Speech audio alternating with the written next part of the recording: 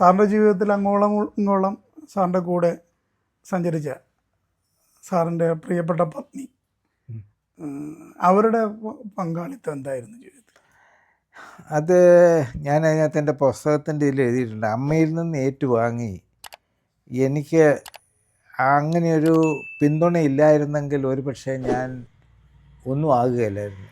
ആ പിന്തുണ ഉണ്ടായിരുന്നുകൊണ്ടാണ് എനിക്ക് MBA പഠിക്കാൻ പറ്റിയത്. അന്ന് പഠിക്കാൻ പോയച്ച് വരുമ്പോൾ അതൊക്കെ ഞാൻ വളരെ വിശദീകരിച്ച് എഴുതിയിട്ടുണ്ട്. ആ MBA പഠിക്കുമ്പോൾ ഉള്ള കാര്യം അന്ന് ഞങ്ങളുടെ സാമ്പത്തിക ബുദ്ധിമുട്ട് കൊണ്ട് അന്ന് രാവിലെയും വൈകിട്ടും സ്കൂളിൻ്റെ കൂടെ തന്നെ ട്യൂഷൻ എടുക്കുമായിരുന്നു.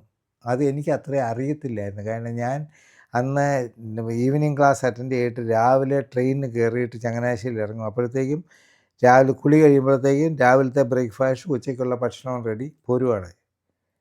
അങ്ങനെ തരത്തിൽ എല്ലാം ചെയ്തതിന് മാത്രമല്ല, ആ MBAയിൽ പഠിച്ചതിനിടയ്ക്കാണ് എനിക്കൊരു ഇൻ്റർനാഷണൽ സെലക്ഷൻ ഗവൺമെൻറ്റിനായിട്ട് ഫിലിപ്പൈൻസ് കിട്ടുന്നത്. ഒരു പ്രാവശ്യം ചോദിക്കുക, അന്ന് എൻ്റെ മക്കൾക്ക് 3.5 വയസ്സും 2 വയസ്സേ ഉള്ളൂ. ഈ കുഞ്ഞുങ്ങളെയും കൊണ്ട് ഞാൻ എന്ത് ചെയ്യുമെന്ന് ചോദിച്ചാൽ ഞാൻ ഒരിക്കലും ഫിലിപ്പൈൻസിന് പോയില്ല. തന്നെയല്ല, എന്നെ ആ ഒരു പണിഷ്മെൻറ്റ് അല്ലെങ്കിൽ പോയിട്ട് ജലന്ധറിനടിച്ചപ്പം ആ ഒരു കരച്ചിലായിരുന്നെങ്കിൽ ഞാൻ പോയി അവയുടെ കാല് പിടിച്ച് സറണ്ടർ ചെയ്തിട്ട് ആ അഴിമതിക്ക് കൂട്ടു നിൽക്കുക എനിക്ക് മാർഗമുള്ളൂ. ആ ഒരു പിൻബലം ഇല്ലായിരുന്നെങ്കിൽ ഞാൻ ഒന്നും ആകുകയായിരുന്നു. എനിക്ക് പറയാനുള്ള ഒരു കാര്യമെന്ന് പറയുന്നത്, ഒത്തിരി പണവും കാര്യങ്ങളും മാത്രമല്ല കാര്യം.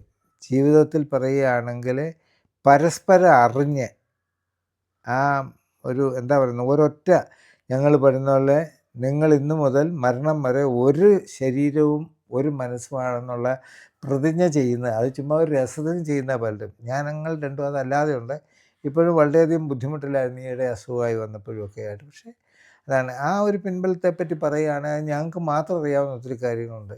ഇടയ്ക്ക് ഞങ്ങൾ കൊച്ചു കൊച്ചു വഴക്കങ്ങൾ ഉണ്ടാക്കാറുണ്ട്. പക്ഷേ ആ പിണങ്ങിയിട്ട് പിന്നെ ഞങ്ങൾ വീണ്ടും ഇണങ്ങുന്നത് വലിയ സുഖമാണ്. അതൊക്കെ എല്ലായിടത്തും കാണും. പക്ഷേ ഇതൊരു ശക്തമായ ആ പിൻബലം കൊണ്ടാണ് എൻ്റെ നോളജ് എനിക്ക് വിശദമാക്കാൻ പറ്റിയത്. എത്ര വന്നാലും സാരമില്ല എന്ന് പറയും. അത് അമ്മയും അങ്ങനെയായിരുന്നു. അമ്മ ഈ പറഞ്ഞവൻ പറയും, എൻ്റെ മകൻ നോക്കിക്കോ, നീ ഇത്. അതൊരു ഉറച്ച വിശ്വാസം നമ്മുടെ മനസ്സിൽ തരുന്നത്. ആ വിശ്വാസത്തിലൂടെ നമ്മളങ്ങ് വർക്ക് ചെയ്യുമ്പോൾ അത് തോക്കുകയില്ല. അതുപോലെ തന്നെയായിരുന്നു ഭാര്യയുടെ ഇടപെടലുകൾ. അതുപോലെ തന്നെയായിരുന്നു. കാരണം അമ്മയും ഭാര്യയും കൂടെ കമ്പയർ ചെയ്യുന്നത് എനിക്ക് അത് പറ്റിയല്ലാത്തൊരു കാര്യമാണ്. അമ്മയാണ്, ഭാര്യ ഭാര്യയാണ്. ഭാര്യ എന്ന് പറയുന്നത് ഏതാണ്ട് 26 വർഷത്തോളം വേറെ ഒരു സാഹചര്യത്തിൽ ജനിച്ച് വേറൊരു കൾച്ചറിൽ വളർന്നിട്ട് തിരിച്ചു വരുമ്പോൾ ഈ ഞങ്ങളുടെ കുടുംബത്തിൻ്റെയും ഞങ്ങളുടെ രീതികളിലേക്കും പെട്ടെന്ന് അഡ്ജസ്റ്റ് ചെയ്യുക മാത്രമല്ല, അക്കമഡേറ്റ് ചെയ്യുകയും ചെയ്യുന്നു.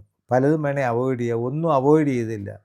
Accepted, adopted, accommodate. അത് വലിയൊരു കാര്യമാണ്. പക്ഷെ ഞങ്ങൾക്ക് തമ്മിൽ ഡിവിഷൻ ഓഫ് ലേബർ ഇല്ല. അത് വേറൊരു കാര്യമാണ്. അതുകൊണ്ടൊരു കാര്യം, ഞങ്ങൾ പറയുന്ന വാഷിംഗ് മെഷീൻ അലക്കുന്നതാണേലും തുടയ്ക്കുന്നതാണേലും ഒക്കെ ഞങ്ങൾ ഒന്നിച്ചാണ്. മക്കളും അത് എന്നെ ശീലിപ്പിച്ചിട്ടുണ്ട്. വീട്ടിൽ എന്നാ ഉണ്ടെങ്കിലും എൻ്റെ മകൻ കൊച്ചുമക്കളുടെ ഒരാഴ്ച ഒന്ന് അവർ കഴിച്ച പാത്രം കഴുകി അടുക്കി വെക്കണം, നിർബന്ധമാണ് കുറേശ്ശെ കാര്യങ്ങളൊക്കെ. ആ മൂല്യങ്ങൾ കുടുംബത്തിൽ നിന്ന് നഷ്ടപ്പെടുമ്പോഴാണ് കുടുംബം കൂടുന്നതാണ് സമൂഹം പോകുന്നത്. അപ്പം ആദ്യം അങ്ങനെ ചെയ്യണം. എന്നാൽ ആർക്കും ഇതില്ല. തിരിഞ്ഞു നോക്കുമ്പോൾ ജീവിതത്തിൻ്റെ കർമ്മമണ്ഡലം കഴിഞ്ഞു, കുടുംബപരമായ ഉത്തരവാദിത്തങ്ങൾ പൂർത്തിയാക്കി, ഇപ്പോൾ ഒരു ഡിറ്റാച്ച്ഡ് ലൈഫ് നയിക്കാനുള്ള ഒരു അവസരമാണ് സാറിനുള്ളത്. സാർ ഇപ്പോൾ തിരിഞ്ഞു നോക്കുമ്പോൾ ജീവിതത്തെക്കുറിച്ച് സാറ് ഒരു 2-3 സെൻറ്റൻസിലേ പൊതുവെ ജീവിതത്തെക്കുറിച്ച് സാറിന് എന്താണ് തോന്നുന്നത്? ജീവിതം എന്ന് പറയുന്നത് ഏതായാലും ജനിക്കുന്നു മരിക്കുന്ന പോലെ. നമ്മളുടെ എന്ന് പറഞ്ഞാൽ ഞാൻ ഇതിപ്പം ബോണസിലാണ്. സാധാരണഗതിയിൽ ഞങ്ങളുടെ ഇത് അനുസരിച്ചിട്ട് 70 ഏറിയാൽ 80. ഇപ്പോൾ 83 എന്നൊക്കെ പറയുമ്പം 3 ഇയേഴ്സ് ബോണസിലാണ്. ആവശ്യത്തിൽ കൂടുതൽ ആയുസ് തന്നു. ജീവിച്ച കാലത്ത് തീർച്ചയായിട്ടും എന്തൊക്കെ ആയാലും തിരിഞ്ഞു നോക്കുമ്പം ഞാൻ എന്തെങ്കിലും ആയിട്ടുണ്ടെങ്കിൽ എൻ്റെ ടീമിൻ്റെ കഴിവും എന്നെ സ്നേഹിക്കുന്നവരുടെ കഴിവുമായിരുന്നു.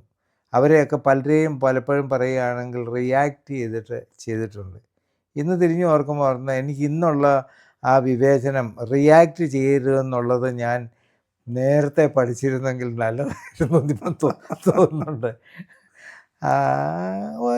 വളരെ സംതൃപ്തനാണ് ഞാൻ ആ കാര്യത്തിൽ. ഇത്ര നേരം സാറ് ജീവിതത്തിൻ്റെ വളരെ ഇൻ്റഗ്രലായ വളരെ ആഴത്തിലും സാറ് സംസാരിച്ചു. സാറിൻ്റെ വാക്കുകൾ ഇനിയുള്ള ലോകത്തിന് ഗുണകരമാവുന്ന രീതിയിൽ വയ്ക്കാൻ ഞങ്ങൾ ശ്രമിക്കും. സാറ് ഞങ്ങൾക്ക് നൽകിയ ഈ സമയത്തിന് എല്ലാവർക്കും വേണ്ടി നന്ദി പറയുന്നു. നന്ദി ഞാനാ പറയേണ്ടത്. എന്താണെന്ന് ചോദിച്ചാൽ, എനിക്ക് ഓരോന്നും കിട്ടുന്നത് ദൈവത്തിൻ്റെ ഒരു അനുഗ്രഹം കൊണ്ടാണ്.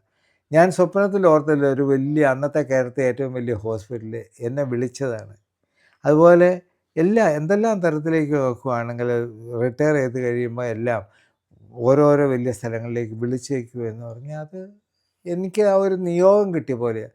അതുപോലെ സത്യമായിട്ടും അനിൽകുമാറിൻ്റെ യാരാലാവായിലുള്ള ശ്രേഷ്ഠരായ വ്യക്തികളുടെ ഇൻട്രാക്ഷൻസ് ഇൻ്റർവ്യൂ ഞാൻ കണ്ടു. അപ്പോൾ എന്നെ അതിനകത്ത് പരിഗണിക്കാൻ മാത്രമുള്ള യോഗ്യത എനിക്കില്ലെന്ന് വിശ്വസിക്കുന്നയാളാണ് ഞാൻ. അപ്പം ഞാനാ നന്ദി പറയേണ്ടത്. നന്ദി.